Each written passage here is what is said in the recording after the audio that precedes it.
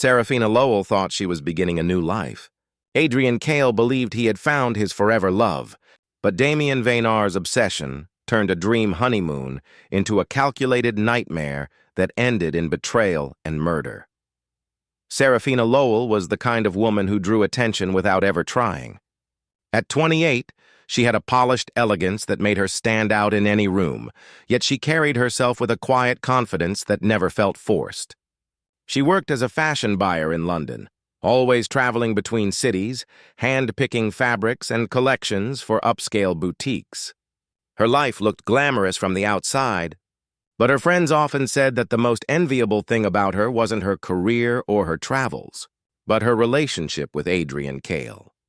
He was the man everyone believed had finally completed her. Adrian was 32, a financial consultant whose charm was as effortless as his success. He came from a respected family, but he had built his own reputation in the business world through sharp intelligence and a smile that convinced even the toughest negotiators. They met 2 years before at a charity gala in Kensington. Serafina had been there reluctantly, invited by a friend, and spent much of the evening wandering with a glass of champagne, avoiding conversations she found dull. Adrian noticed her within minutes. He wasn't the kind of man to blend into a crowd, but he approached her with a calm ease that disarmed her instantly. He asked about her travels, not her looks, and within an hour they were talking like they had known each other for years. Their relationship grew quickly, and though Serafina was often cautious with men, she allowed herself to be swept away by his devotion. To their families and friends, the romance was enviable. They traveled across Europe together, celebrated birthdays in extravagant style, and seemed to have no flaws between them. Adrian's proposal came in Florence during a trip that Serafina thought was simply another weekend getaway. Beneath the warm glow of street lamps near the Arno River, he got down on one knee, presenting her with a ring that sparkled against the Italian night. She said yes, tears slipping down her face as tourists cheered in the distance. Photos of that night spread across their social circles, sealing the image of them as the perfect couple. The wedding followed a year later, a grand event held in a historic estate outside London. It was the kind of ceremony where no expense was spared, with hundreds of guests, champagne towers, and a dress that made Serafina look almost ethereal. Adrian looked equally radiant, gazing at her with a devotion that people whispered about throughout the evening. It was a moment that seemed untouchable, a love story written too perfectly to unravel. After the wedding, the couple planned their honeymoon with equal care. Adrian insisted on something unforgettable, something that would mark the beginning of their new life together. He chose the Maldives, a destination that had been on Serafina's wish list for years. A luxury water villa perched above turquoise lagoons awaited them, complete with private pools and panoramic views of endless ocean. It was paradise carved into reality, the kind of place reserved for dreamers and romantics. From the moment they arrived, Serafina and Adrian played the part of the blissful newlyweds flawlessly. Resort staff remembered them as polite and affectionate, often holding hands as they walked barefoot along the beach. Their social media accounts lit up with snapshots of clear waters, sun-drenched breakfasts, and smiling faces pressed close together.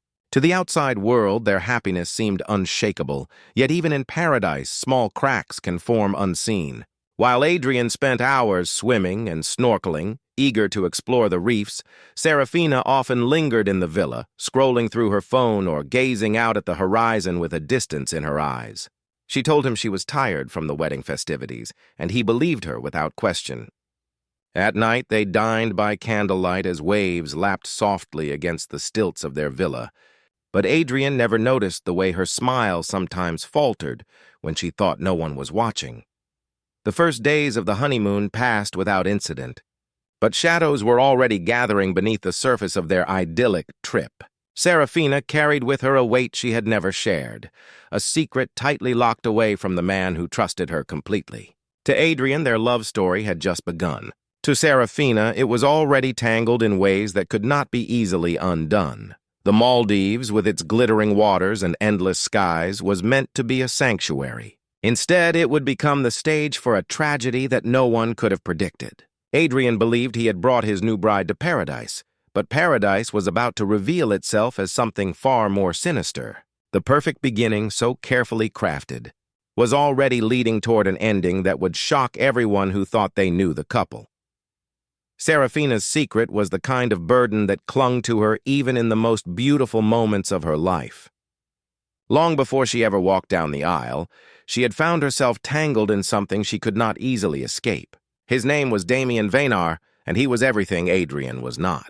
Where Adrian was calculated, measured, and dependable, Damien was impulsive, chaotic, and intoxicating. He worked as a photographer, drifting from city to city, always chasing a new adventure. Serafina had fallen for him years earlier when she was still trying to define herself, swept away by his energy and disregard for rules.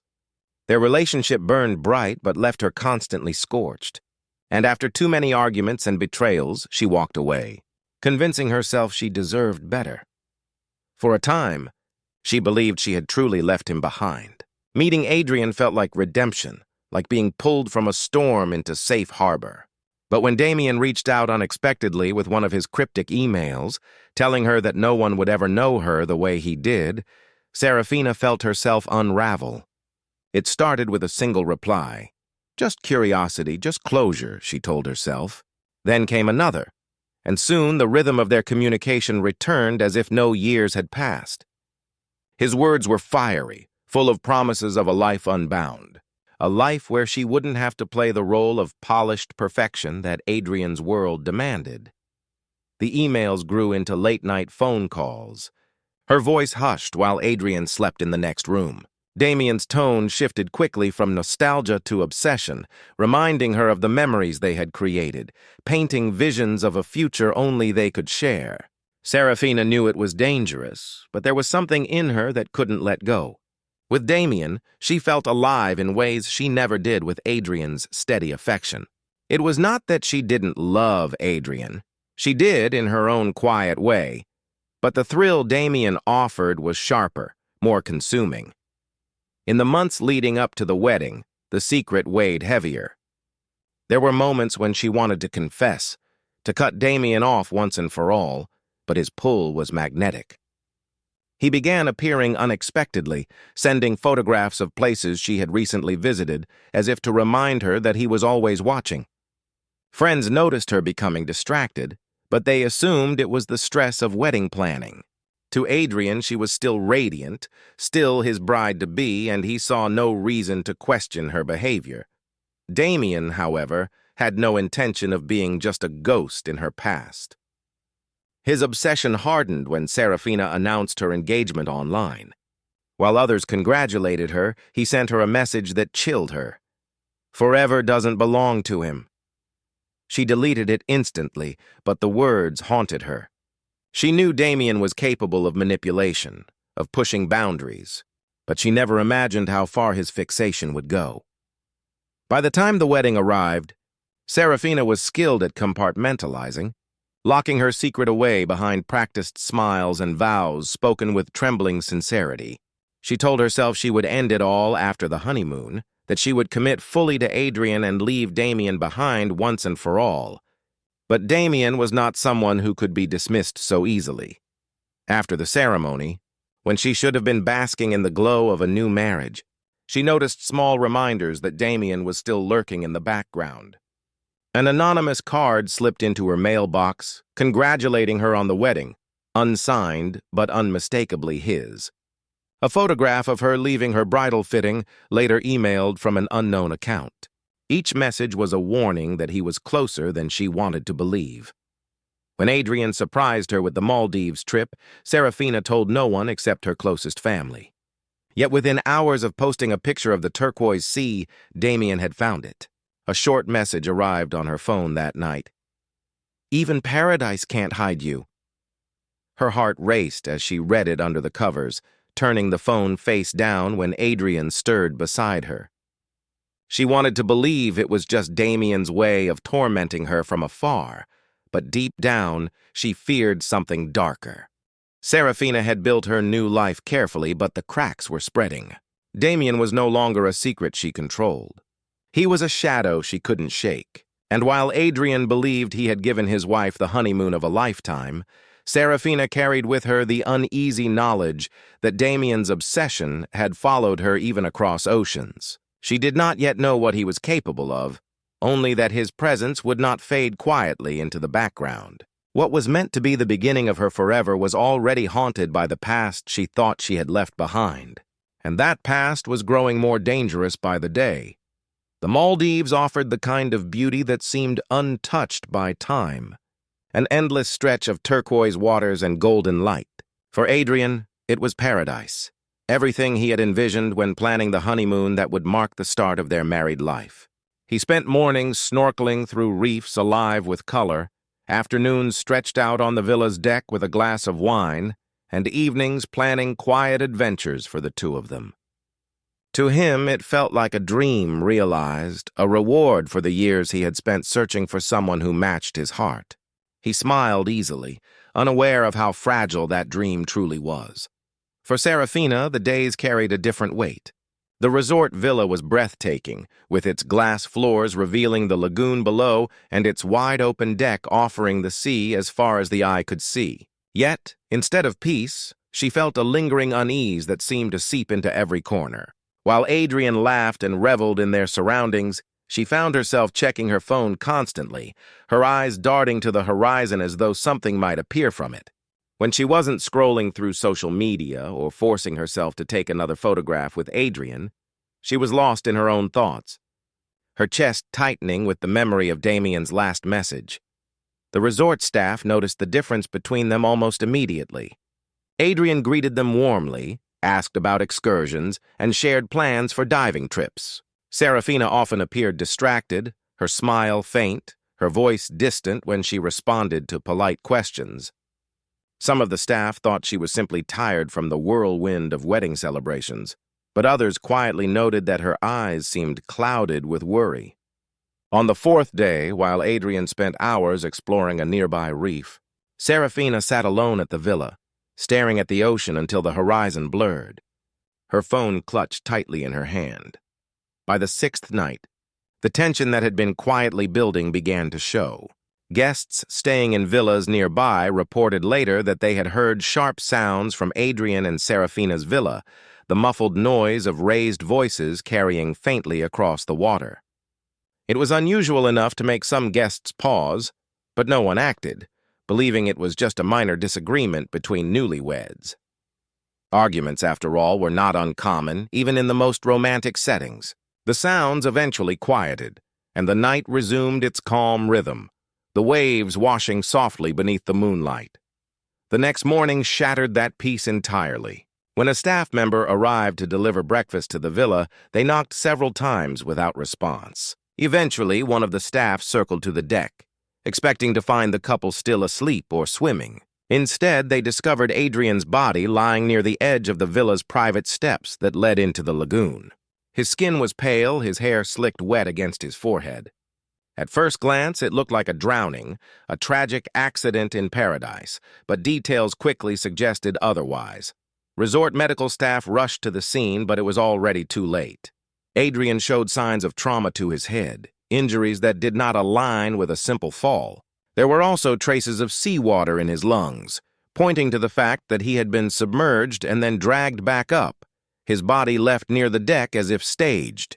Serafina was found inside the villa, seated on the floor in shock. Her expression was blank, her eyes red as though she had been crying, though she told staff she had woken only moments before and discovered him herself. She claimed she had no idea what had happened. The news spread across the resort like wildfire. Guests whispered over breakfast tables, shaken that such horror could pierce through their idyllic escape. Some spoke of the noises they had heard the night before, others of the tension they had quietly observed between Serafina and Adrian in the days prior.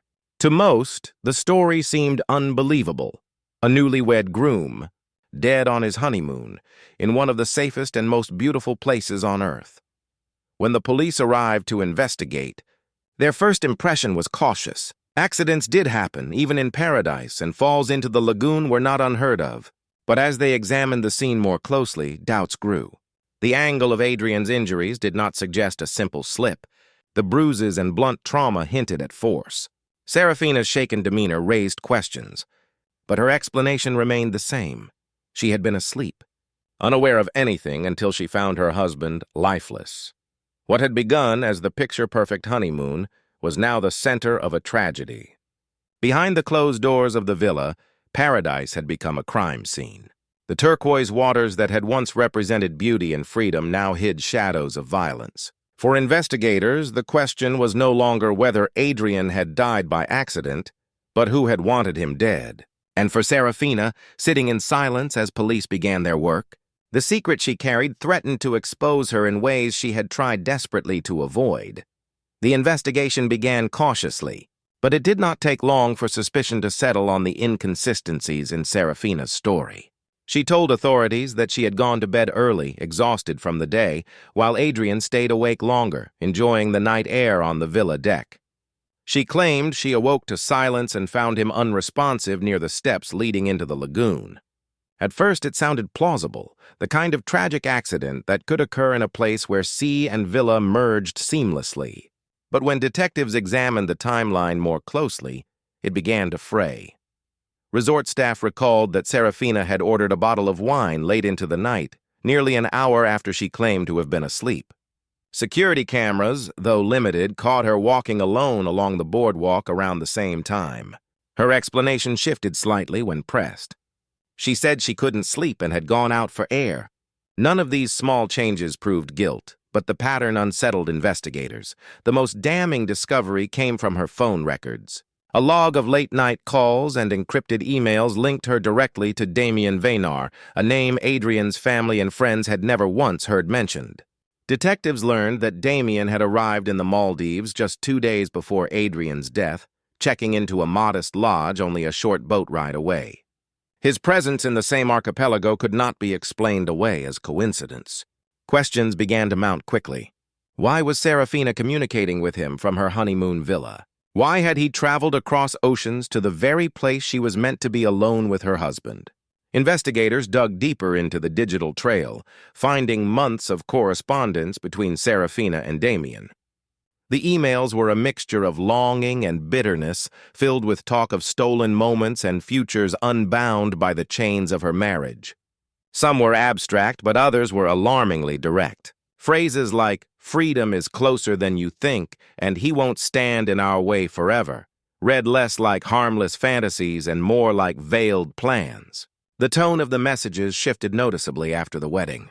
Damien's words grew sharper, more urgent, hinting that their connection could not continue unless Adrian was out of the picture.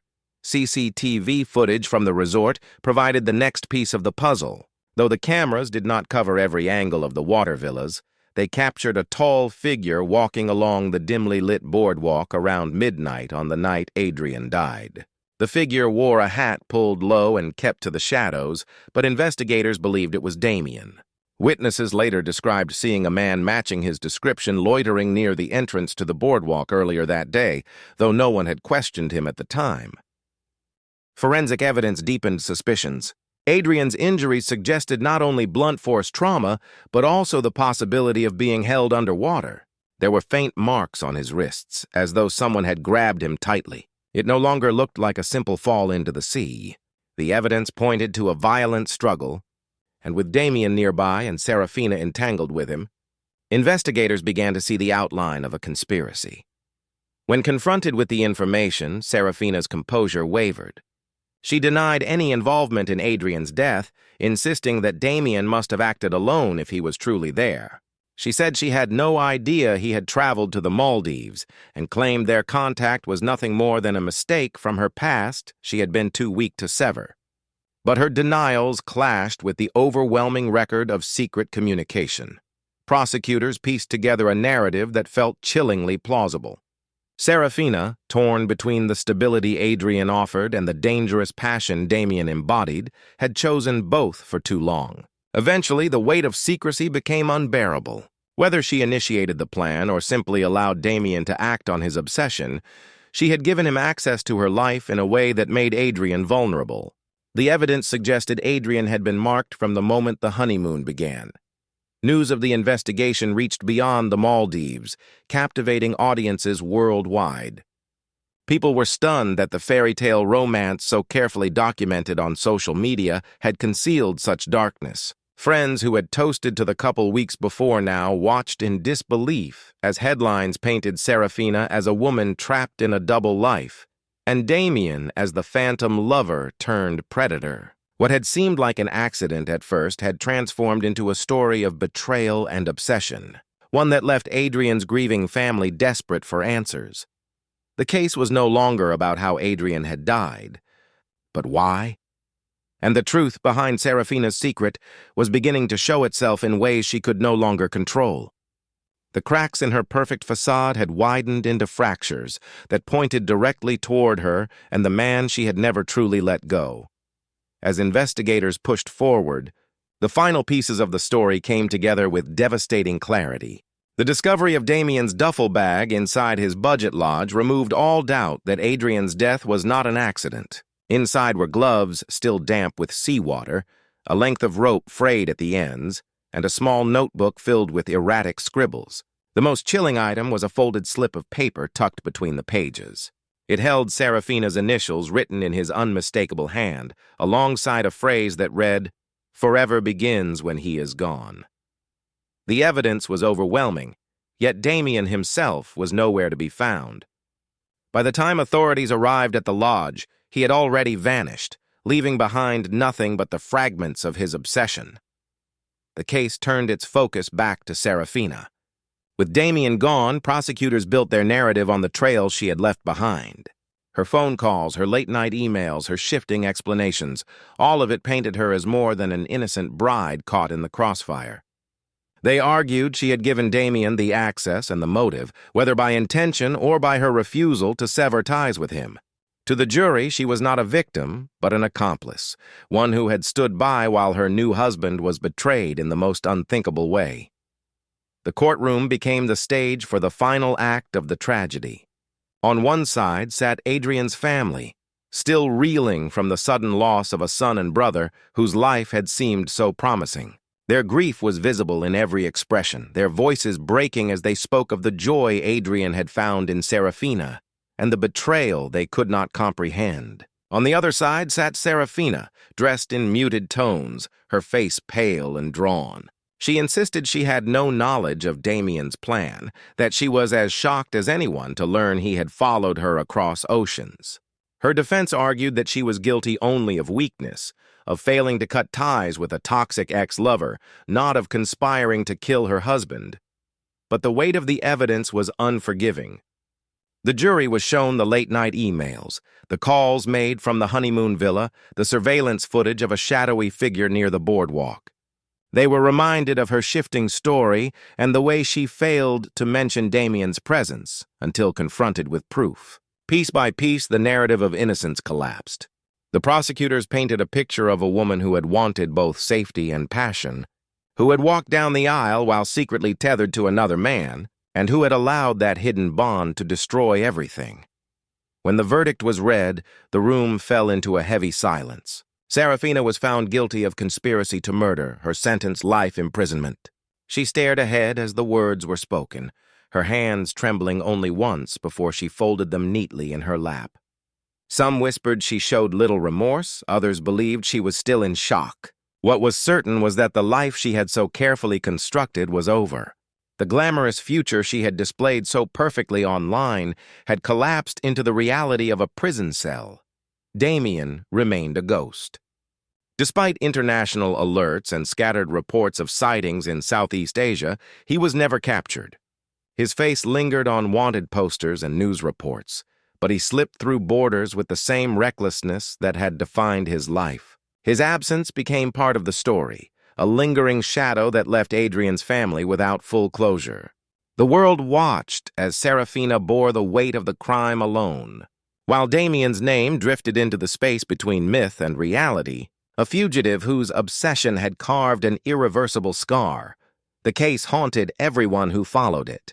It was not only the horror of a young man's life ending so violently, but also the realization that behind the filtered images of joy and love, a dangerous secret had been festering. Adrian's story became a cautionary tale about the fragility of appearances, about how easily trust can be betrayed by the hidden lives people carry. The Maldives, once a symbol of paradise, became forever linked with the darkness that had unfolded on its shores. In the years that followed, the story was retold in countless ways, through news specials, documentaries, and whispers among those who had once envied Serafina's life. People spoke of Adrian with reverence, remembering his kindness and ambition, a man who had believed in love with every part of himself. They spoke of Serafina with pity or anger, a woman undone by her inability to choose between two worlds. And they spoke of Damien with fear, the phantom lover whose obsession had turned deadly. The tragedy stood as a chilling reminder that even the most perfect images can hide truths too dark to imagine. A honeymoon meant to celebrate the beginning of forever had instead revealed the depths of betrayal, leaving behind a story that would echo long after the turquoise waters stilled and the villa stood empty.